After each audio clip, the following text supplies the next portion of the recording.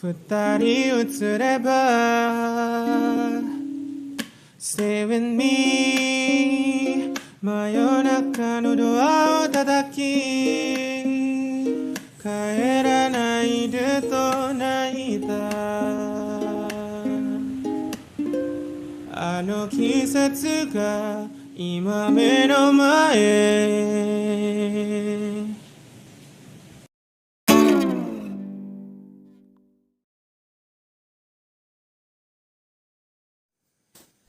Assalamualaikum warahmatullahi wabarakatuh. How are you today? I hope you are fine. Let me introduce myself. My name is Ahmad Harisudin. And now we will study again. What we will learn? Yes, of course we will learn physics. Where in this basic lesson we will discuss about heat temperature and heat transfer. More specifically, we will learn about heat transfer by conduction, convection, and radiation.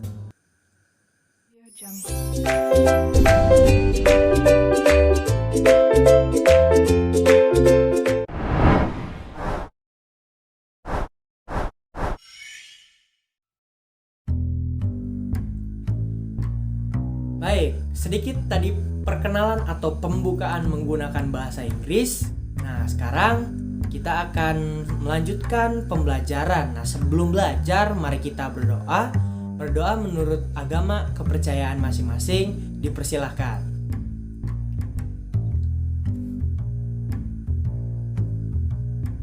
Amin.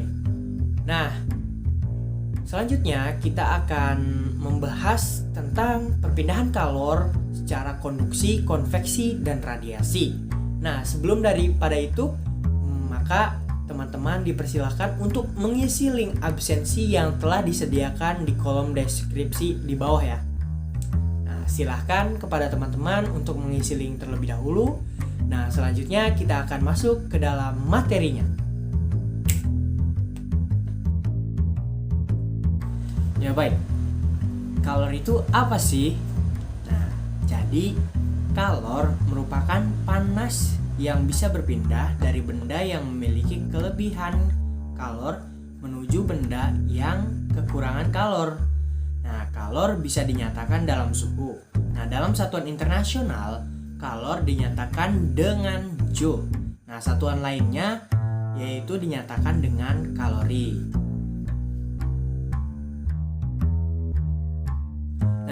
Kenapa sih besi yang dipanaskan di bagian kiri, tiba-tiba besi bagian kanan ikut menjadi panas? Nah, penasaran kan?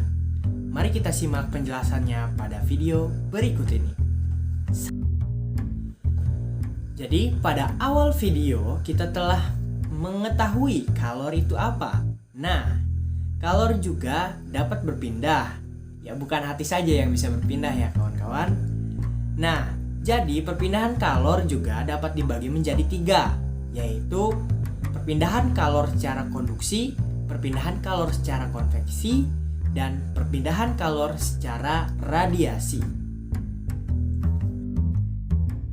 Ya baik, kita lanjut ke konduksi atau materi konduksi ya. Nah, konduksi itu apa sih? Nah, konduksi adalah perpindahan kalor dengan zat perantara tanpa disertai perpindahan partikel-partikel zat. Nah, perlu kita ulang ya. Konduksi adalah perpindahan kalor dengan zat perantara tanpa disertai perpindahan partikel-partikel zat. Nah, laju perpindahan kalor atau besar kalor yang mengalir tiap detik secara konduksi dapat dirumuskan dengan H sama dengan Ka kali delta T per L atau yang biasa kita sebut Ktel ya, Ka delta T per L. Nah, dengan Q adalah energi kalor dalam satuan internasionalnya yaitu Joule, H atau laju perpindahan kalor dengan satuan Joule per second, T dengan waktu perpindahan kalor dalam satuan sekon, K yaitu koefisien konduktivitas termal dalam satuan watt per meter Kelvin, dengan A luas penampang dalam satuan meter persegi, dan L panjang batang dalam satuan meter, dan delta T yaitu selisih suhu tinggi dengan suhu rendah dengan satuan Kelvin. Nah, proses konduksi yaitu terdapat pada satu benda non-logam. Nah, perpindahan terjadi pada benda non-logam ini terjadi akibat getaran partikel yang menumbuk partikel di sebelahnya sehingga berlangsung lambat. Nah, sedangkan yang kedua yaitu pada benda logam. Perpindahan terjadi melalui elektron bebas pada lautan valensi, ikatan logam yang mudah berpindah sehingga berlangsung cepat.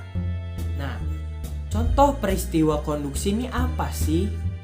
Nah, peristiwa konduksi ini yaitu ada yang pertama yaitu alat masak memanaskan isinya dengan prinsip konduksi.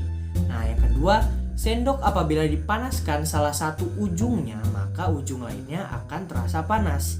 Nah, yang ketiga, panasnya ujung solder ketika dibakar.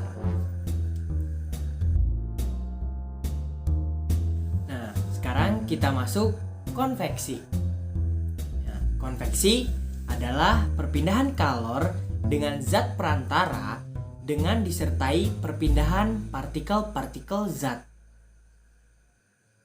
Nah, perpindahan kalor pada air pada saat memanaskan air yang dipanaskan kan bagian bawahnya tuh. Nah, lama-kelamaan air yang bagian atas ikut-ikutan panas. Nah, maka dari itu kalor pada peristiwa ini merambat melalui media perantara air. Tetapi partikel-partikelnya air itu ikut bergerak. Nah, itu selaras dengan penjelasan tentang materi konveksi. Nah, kita lanjut.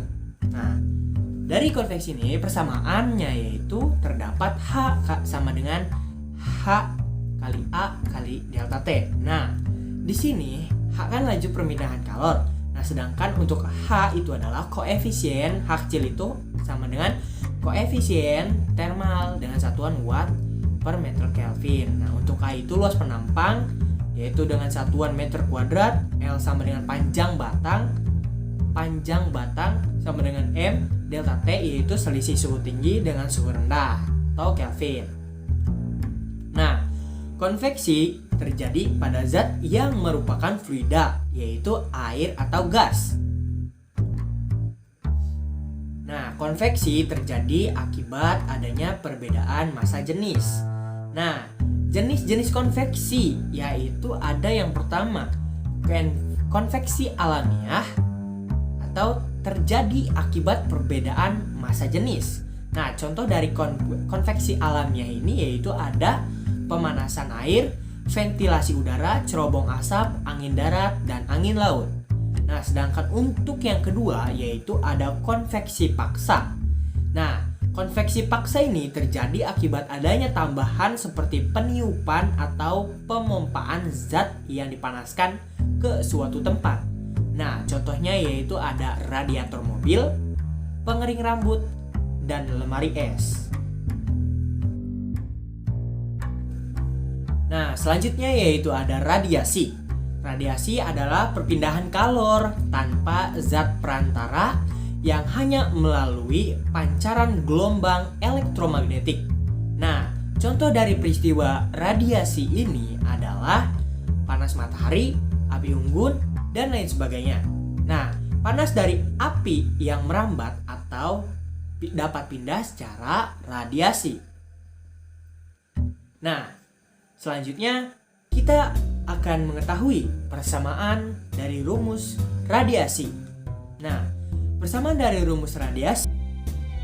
Nah, di sini terdapat yaitu yang namanya rumus dari radiasi. Nah, rumus radiasi yaitu ada Q sama dengan E kali sigma dikali A kali T kali T pangkat 4. Nah, atau juga H sama dengan Q per T sama dengan E kali sigma dikali dengan A dikalikan dengan T pangkat 4. Nah, ataupun I sama dengan Q per A kali T sama dengan E dikali sigma dikali T pangkat 4. Nah, Q itu apa sih? Q itu yaitu energi kalor dalam satuan Joule. H itu apa? H itu laju perpindahan kalor dalam satuan Joule per second. Nah, T itu waktu perpindahan kalor dalam satuan second. I itu adalah intensitas radiasi dalam satuan watt per meter kuadrat. Nah, E itu apa sih? E itu koefisien emisivitas. Nah, sedangkan untuk sigma, nah itu kok tetapan Stephen Boltzmann. Nah, tetapan Stephen Boltzmann ini yaitu ada 5,67 dikali 10 pangkat min 8 watt per meter kuadrat Kelvin pangkat 4. Nah, sedangkan untuk A itu adalah luas permukaan dengan satuan meter kuadrat dan T itu adalah suhu mutlak benda atau dalam satuan Kelvin.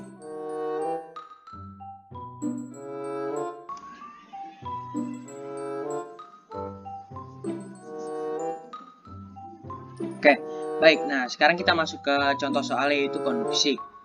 Ya, baik. Nah, di sini ada sebuah soal yaitu suatu batang logam yang salah satu ujungnya dipanasi. Nah, batang logam tersebut memiliki luas penampang ya. Luas penampang yaitu 25 meter persegi. Nah, dan konduktivitas termalnya 4 kali 10 pangkat 5 Joule per meter Celcius. Nah, panjang batang logam tersebut adalah 8 meter dan perbedaan suhu kedua ujungnya adalah 30 derajat Celcius. Nah, yang ditanyakan yaitu kalor yang merambat dalam batang besi selama 2 detik adalah Nah, dalam soal kita telah mengetahui yaitu luas penampang yaitu sebesar 25 meter persegi ya. Dan K itu conductivity thermal atau konduktivitas termal ya, sebesar 4 kali 10 pangkat 5 Joule per meter Celcius, maaf. Dan L atau panjang batang sepanjang 8 meter dan selisih atau perbedaan suhu atau delta T sama dengan 30 derajat Celcius. Nah, dan juga waktu yang dibutuhkan atau waktu dalam perambatan kalor. Nah, kan yang mau dicarikan kalor yang merambat. Nah, di sini diketahui bahwa waktunya itu selama 2 second atau 2 detik. Nah, yang ditanyakan itu Q, yaitu kalor yang merambat. Nah, kita jawab.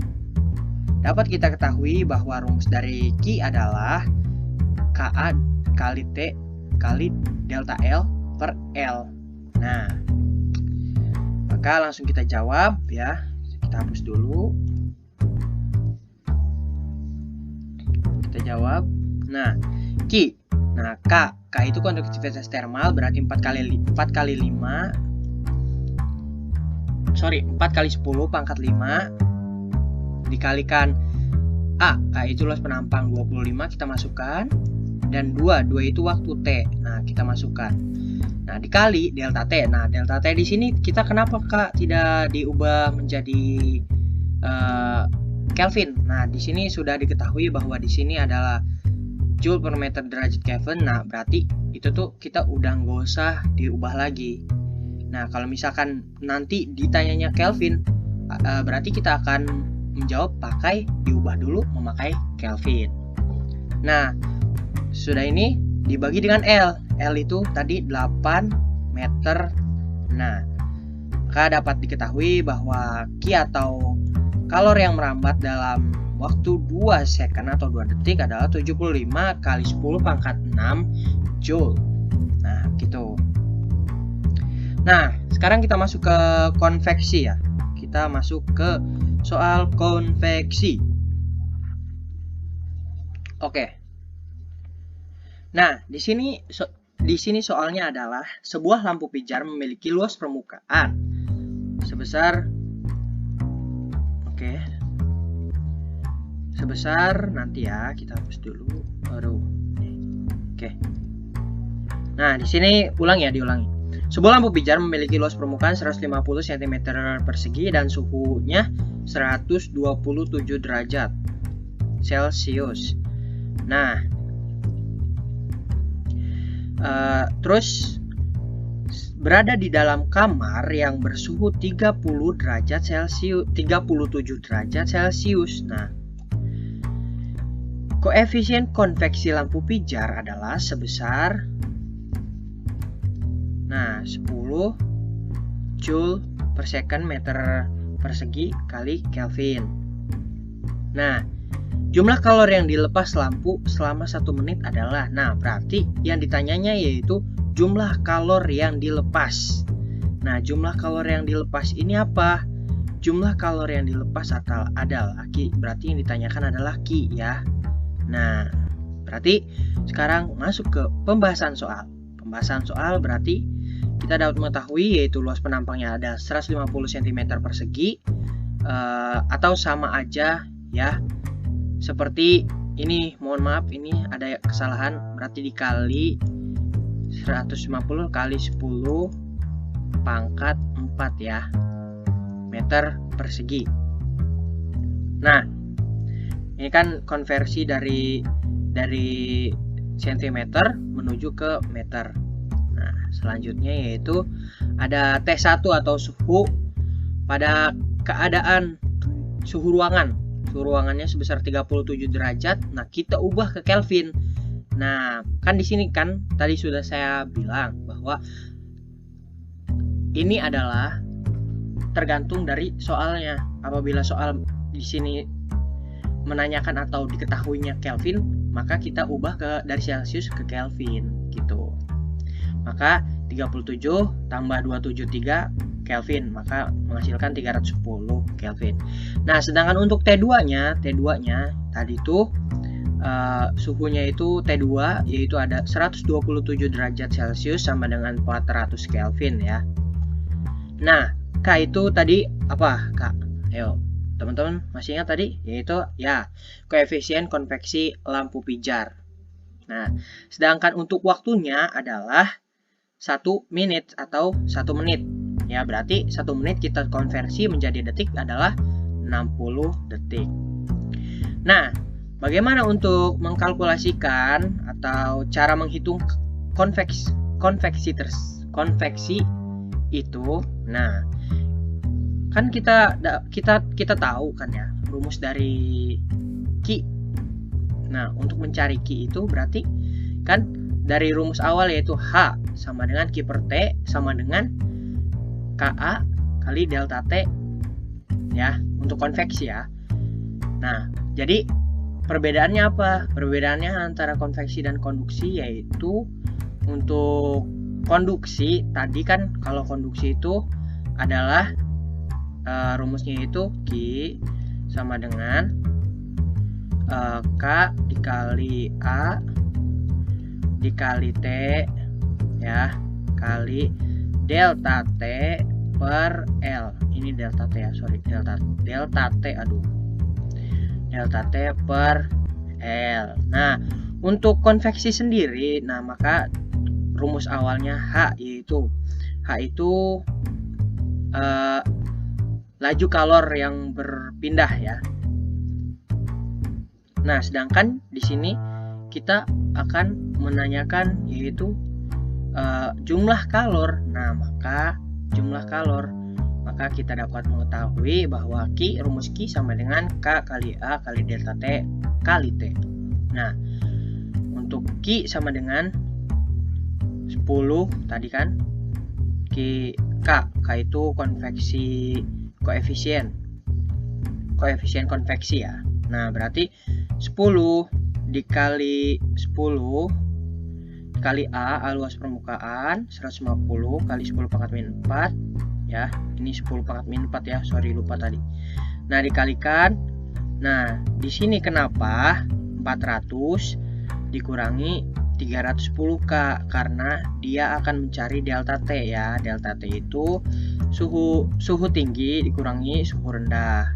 Suhu tingginya di sini adalah suhu tingginya itu adalah 400 Kelvin. Nah, berarti 400 Kelvin dikurangi dengan 310 Kelvin. Nah, dikalikan 60 second, maka menghasilkan 810 Joule. Nah, ya baik, kita lanjut ke dalam contoh soal dari radiasi ya.